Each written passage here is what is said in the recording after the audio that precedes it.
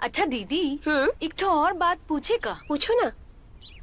ये 6 महीना आप घपा घप करे बिना कैसे रह लेती हैं?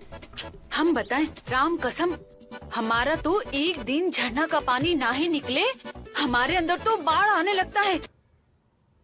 चकला पे बिठा दे। अब अपने झरने का पानी निकलवाने के लिए हम सबसे थोड़ी ना गांड मरवाते चलेंगे।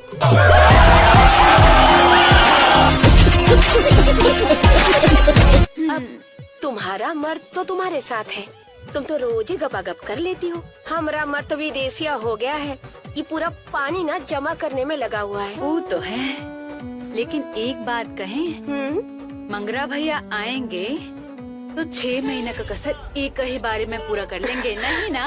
वो इंतजार में तो हम है कि कब वो आएंगे, कब हमरे झरने का पानी निकालेंगे।